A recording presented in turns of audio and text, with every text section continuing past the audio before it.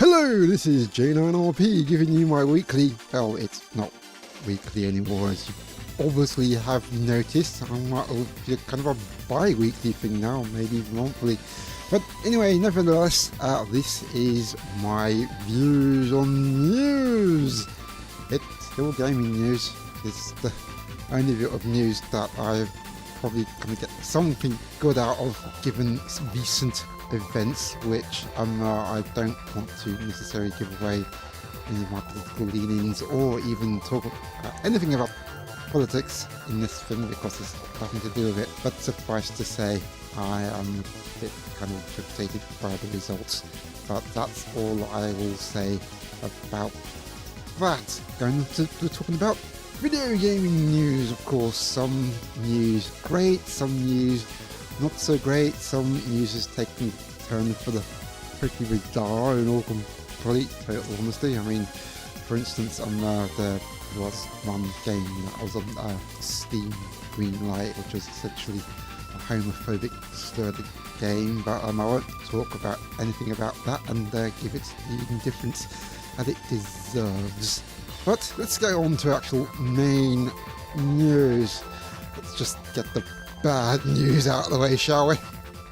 So, one of the recent events, and I think you can guess what I'm going to talk about given my leanings towards, or more likely away from a certain video games company now. Yes, I am of course talking about Konami, who has actually now taken down the PT demo, which was the interactive trailer for Silent Hills.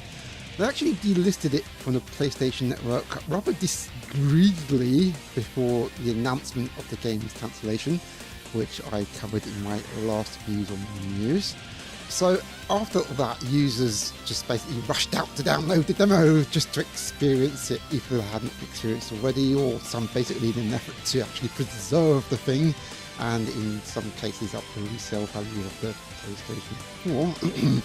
But unfortunately, the following week, Konami announced that the title would not be able to be re-downloadable from that point on. So at this point, it seems only the lucky ones are actually the ones that are actually able to hold on to the demo without, having to remove it to make space for other games or for the decent price of the PlayStation 4 on eBay. Not sure about that. Yeah, it seems like only those guys aren't affected. Only thing being there's actually been speculation that at the end of 2015 there may be DRM shenanigans preventing you from actually playing the demo again. So that means that all of those people probably spent over $1,000 on the PlayStation 4 PT demo won't actually be able to play it after 2015, and they'd have spent all that money for nothing. And the person who basically sold it knows from holding cash. Well done, mate, or wherever gender you are. You did a good job in sort of exploiting the weaknesses of others. Not saying that actually will happen, like I said, it's just speculation, but well, given the way things have gone so far, it just wouldn't surprise me at all. Konami are very much willing at this point to erase all traces of anything involved in consumer productions at the moment, and almost in the same sense trying to disassociate themselves from video games in general, to be completely honest. Like I said last time, they're making most of their money off their pachinko stuff and their slot machine stuff and their health clubs, and they seem to be doing absolutely fine with that. So anything relating to video games takes very much a back seat, which is all well and good for them. There's also been speculation that that seems to be the way that the Japanese video games industry is going in general in terms of dedicated video games devices. Like I said, Sega has already committed themselves to a mobile and digital releases on PC and not doing with consoles anymore. And I've actually seen a bit of their financial reports, and they're saying that Alien Isolation, that sold something like about 3.11 million units, it's actually been rather disappointing sales-wise, which is just absolutely baffling to me. I mean, it's been pretty much touted as the best Alien game ever, although I suppose you can't really count Aliens versus Predator in that console of a different thing, a spin-off for one, so I don't know if it really count that. It's certainly the case, well, in contrast with something like Aliens Colonial Marines, that's no mean feat really, but we won't talk about that. And I think Capcom possibly been going down that way as well, although I don't really get that, because I think they're still very much committed to video games, at least their more successful IP, i.e. Resident Evil franchise and Street Fighter and Monster Hunter and stuff like that. You know, they've pretty much been committed to that. You know, it only seems that way because certain IP that they're basically not treated very well, like for instance Mega Man, who they seem to have completely ditched or acknowledged in some really kind of offhand and rather weird ways. In a sense, I think one time they were celebrating an anniversary by giving away a free fan-made game crossing Mega Man over with Street Fighter, which is a fun little game. It's kind of well made, but it just seems kind of odd and probably not really that much compensation for the cancellation of, say, Mega Man Legends 3. But they seem to be going alright, and Namco, you know, they seem to be going from strength to strength really. They got a few rather strong developers and IP on their side, and you can maybe argue for their treatment of their IPs for or against, but they don't seem to be slowing down, at least on the dedicated console gaming front, not as much as Konami have anyway. So I'm not necessarily, I don't really think that the Japanese video games industry in general is straying away from video games. I just think that given hardware sales in Japan, where handhelds are doing much better than consoles, and even the PlayStation 4 is very much struggling. I mean, the units are pretty much in the tens of thousands, and the Xbox One is not even over 500. It's being sold a week, for Pete's sakes. That's how bad it is over there. That said, the bigger companies obviously recognise the sort of international strength of games over in the West, having pretty much record sales in the case of the PlayStation 4 and pretty decent sales in the case of the Xbox One.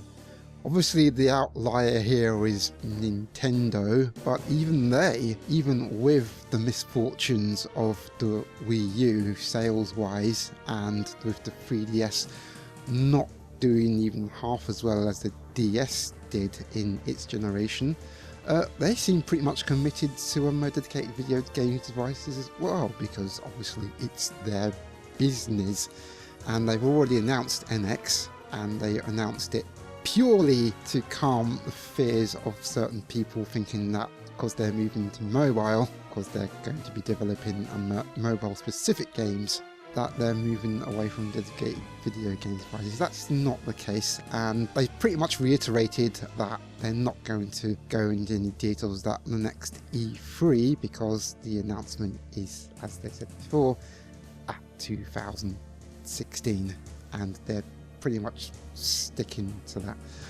So I don't think Japan is moving away from video games. It's just certain companies that just don't see it as their future anymore, and obviously Konami is including that way. But what a way to go about it. It really, this is why people are understandably really pissed off at them, there's a chart up there. I'll post it on the screen right now, and you can pretty much read it for yourself. I'm not going to read it because that's not how I speak, at least not when I'm outside of work. But yeah, that pretty much sums up Konami's attitude to dedicated video games market in a nutshell. Basically, they're just ditching the whole thing in the worst way possible and really angering their fans. Honestly, I'm not the kind to get angry. I am pretty pissed. I mean, to be honest, I think my anger has been going over the way they treated Castlevania and the way they've put Metal Gear on a pedestal above all else, really. Not saying that Metal Gear Solid is bad or just a bad thing for them, but it's just a personal thing. I'm not really a fan of stealth games, and I did play Metal Gear Solid. I played a bit of it when it originally came out, and I also played the Twin Snakes remake from the GameCube, and as a game I didn't really find it all that engaging. In all honesty, I probably could have given it more of a chance, because it did some really revolutionary, really fun, quirky stuff in its own right, so it obviously deserves its place. And obviously there's Metal Gear Solid 5 to look forward to, which it seems to be Hideo Kojima's swan song for that series, because God knows what's going to happen to it after that. This doesn't bear thinking about. And of course there's Silent Hill as well, which has also not been treated that well ever since after Silent Hill 3. The games that come out for that have met lots of mixed reception and just been generally mixed quality, and everyone was looking forward to Silent Hills, which the PT demo finally revealed itself to be a return to form for that series. But it seems that Konami isn't having any of all that, and apparently a Super Bunny Hop actually provided us with the reason why, which leads to my next bit of news. This one's been quite recent, and it is that Konami has issued a takedown order on Super Bunny Hop's video, which was called Konami vs Kojima, on the grounds of copyright violation. So Super Bunny Hop put out this video just around the time of the announcement of Silent Hills being pulled from PSN, which actually detailed some inside information about the CEO of Konami's relationship with Hideo Kojima, and as you'd expect, it doesn't paint a very rosy picture. One bit of information that I do kind of remember is that the CEO, Kagemasa Kazuki, basically just didn't like Hideo Kojima at all, and he didn't like the fact that Hideo Kojima's projects, which were quite large scale, especially when it comes to Metal Gear series, had been quite big budget, which means a lot of money had to be spent on it, and he really didn't like the fact that they were spending so much money for the production of these games, where obviously that amount of money could be propping up the business.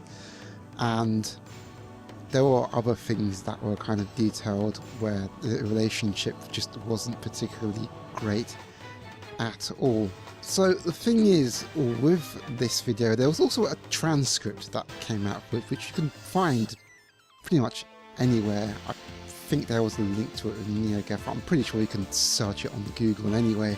That actually details what the insider was actually talking about with the relationship between Konami and Kojima Productions. And this is why this takedown notice, I mean, they say it's for copyright violation, and it's not necessarily unheard of. I think Jim Sterling had a couple of his videos taken down as well. And anyone who knows Jim Sterling knows that he and Konami are not the best of bedfellows, to say the least. In fact, if you go onto his Jimquisition videos right now, he's having the time of his life. Seeing Konami's downfall, he really is. And honestly, I don't blame him. I just think the weirdest, I mean, this is textbook Streisand effect right here. Just the fact that they're taking down the videos, I think they actually put it back up afterwards, so, but it's just the fact that this has been pretty much recorded and noted now. They can't deny that this has happened, and you know, this has just been one of the many faux pas, you know, just the way they've been doing things. They've just been doing things really kind of sneakily in the background, hoping that no one would notice and thinking that the internet doesn't exist or something. I don't know. It's just the weirdest way that's going about. So honestly, any kind of vitriol they get coming from that is their own doing, really.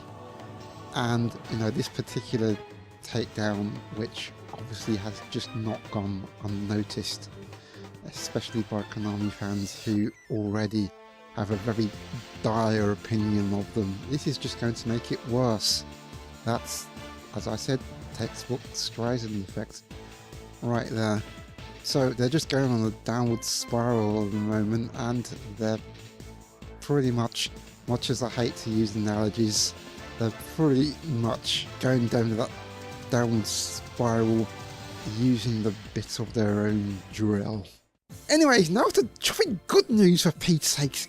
Oh, this is chuffing depressing. Now we can actually get to the actual good news, which, funnily enough, is also linked to something about Konami, although not very much, because the person who's involved in this good news isn't with Konami anymore. He left a good while ago. I am, of course, talking about Koji Igarashi, who has actually announced his spiritual successor to Castlevania a while ago, and it's now on Kickstarter. So the project is actually now titled Bloodstained Ritual of the Night. Oh, I see what you did there, Iga. See what you did there. If you don't know what I'm talking about, then obviously a certain number, I don't know, Castlevania Symphony of the Night sounds kind of familiar, doesn't it? Anyways, so this game will take the form of a 2.5D action-adventure game in the Igavania style play. I remember saying before, Metroidvanias isn't the term I would use, but I think Igavania very much describes that style of Castlevania game pretty well, so I think stick with that. I don't particularly mind that at all. Anyway, so this game is actually going to be using the Unreal Engine 4, and as such, it will be released on the PC, PlayStation 4 and Xbox One. So no news of it coming on the Nintendo platform, but that's obviously because Unreal 4, as far as I know, hasn't actually been made for the Wii U, and for obvious reasons, which I won't go into at a particular moment in time. Although something was said, and I'll probably put it down there in the description, that maybe a hint for news about this game, or maybe something else for Nintendo consoles.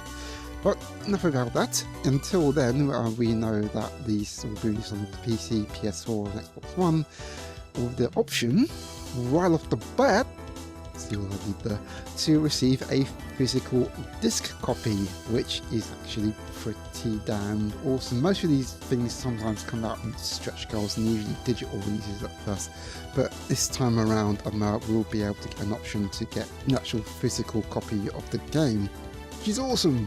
So along with Igarashi, there are other creatives working on this, including Michiru Yamane, who, as we know, is the composer of the past Igavania games for the most part, And one of the stretch goals, which have actually, as far as I've heard from the live stream, has actually been reached. They're doing a live stream on Twitch at the time of recording, with Igarashi actually going over other games that sort of inspired or has been inspired by the whole Metroid Igavania structure. I think when I was last looking, I was actually playing through Ori and the Blind Forest. I think before that I played Axiom Verge, which is another game that's recently come out for PlayStation platforms. Quite sort of a Metroid-esque game, which is actually pretty damned awesome. One of the stretch goals that have actually been reached involves David Hayter, the original voice of Solid Snake, actually doing the voice acting for one of the characters in the game. Just to not actually be able to take it all in just yet, but the characters will be two playable characters. One of them is a woman who actually kind of reminds me or takes me back to Shanoa of Order of Ecclesia fame. And actually the concept art, which is up there because it is actually concept art, it's not screenshots you're seeing there, because as like I said before, it's going to be a 2.5D game, and obviously it's going to look a fair bit different. The concept art is obviously target art, but the whole style of that does very much remind me of Order of Ecclesia's art style, and it looks pretty damned cool. Unfortunately, one of the prominent artists of Castlevania games, Ayami Kojima, is actually not working on the project, which doesn't necessarily mean that it's going to be a repeat of Dawn of Sorrow, Portrait of Ruin, you know, the kind of the portraits they put up there being very much in Nana's style. It just means that she's not working on the project, but obviously most of the art there is kind of carrying on that kind of style, so it does look pretty cool. And the good news about this is that the games will actually already hit its initial goal of 500,000 syncs, and I think with David Hayter's stretch goal has actually gone over $850,000 as well. So yeah, we'll be seeing more of all that in the future. I think it's going aimed for being released at around 2017, but we'll see more details there. But yeah, if you want to back this Kickstarter, well, I put a link in the description. Go click on that, do your fundings for lots of goodies, you know, lots of backer goodies that we have. All the details are in the site there. Still on the subject of Kickstarters and indeed spiritual successors to well-loved game series, this is the Banjo-Kazooie spiritual successor has already been fully funded, and as of last week, and this is Playtonic's first product from their announced project Yooka-Laylee, which the first game of that has actually been given the rather familiar and interesting sounding moniker of Yooka-Laylee. Yeah, clever, I like it. It's spelt differently, by the way, but just take a look on the Kickstarter. We've already linked in the thing if you haven't heard of it already. So this is going to be in the form of a 3D action platformer, just like Banjo-Kazooie, and that'll be running on the Unity engine, and will star Yooka, which is a colour changing chameleon with no pants. More on that later, because that's also formed controversies for some unknown reason. And partner Laylee, who is a little bat with a big nose that sits on his head and helps him to glide over short distance, much in the same way that Kazoo did with Banjo back in 1998 when it was released. Incidentally, Laylee is also a female, so obviously there's links there. So the game will be released on PC, and that's all Windows, macOS and Linux platforms, or Linux if you prefer to pronounce it like that, I don't know. And it will also be released on PlayStation 4, Xbox One and Wii U. So all the consoles will be getting that Yooka-Laylee love there, because it's already fully funded, it's hit all of its stretch goals, and in fact with the extra funding I think they'll actually be able to give backers DLC for free, which is fan-freaking-tastic. So the creators of the game are obviously ex-Rare folk, and that actually includes the original artist for Banjo-Kazooie and the technical director and the programmer of the game as well.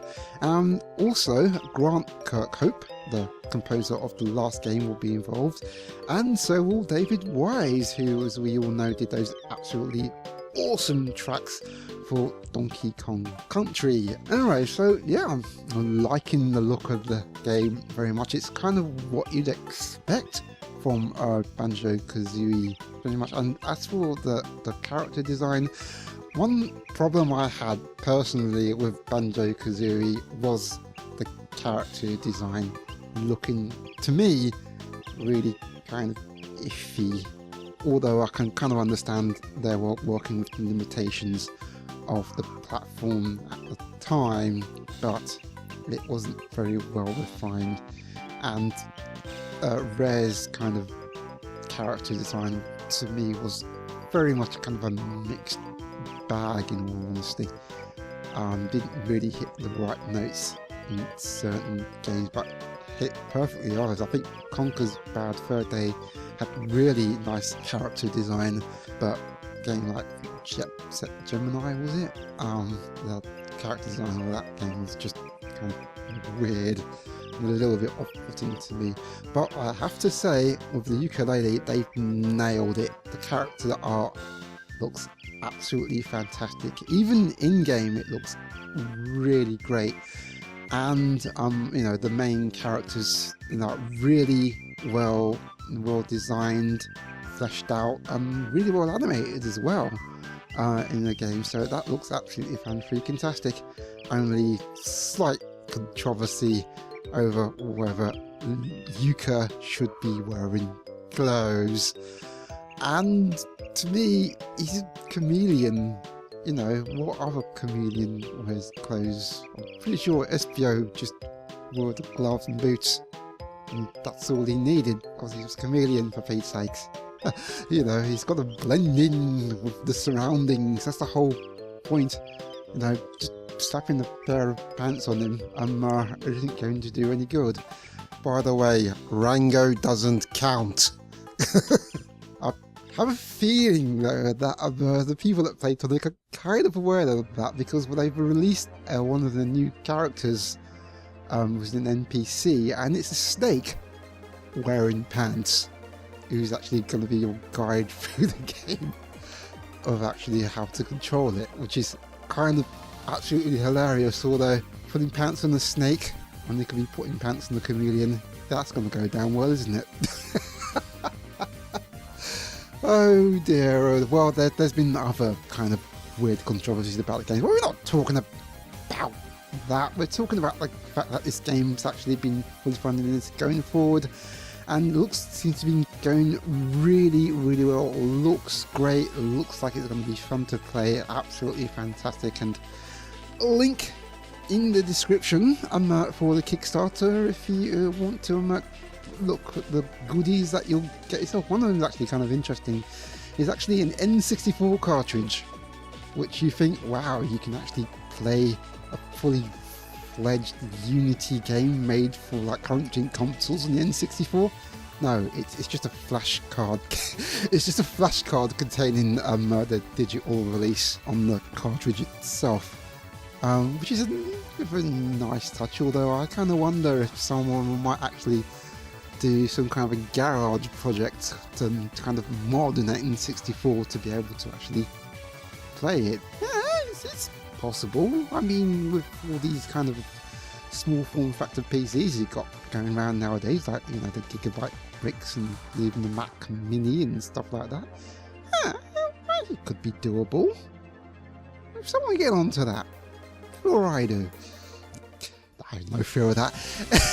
Anyway, So that's all the news that I've got to cover in today, or this week, or this 2 weeks rather, however this is going to be going on. And you know, it's great, especially great from Kickstarters of spiritual successors to well-loved franchises. They've been springing up all over the place. I mean, I might as well give an honourable mention to Monster Boy and the Wizard of Booze, which is kind of a spiritual successor to Wonder Boy in Monsterland. That's actually out on Kickstarter right now.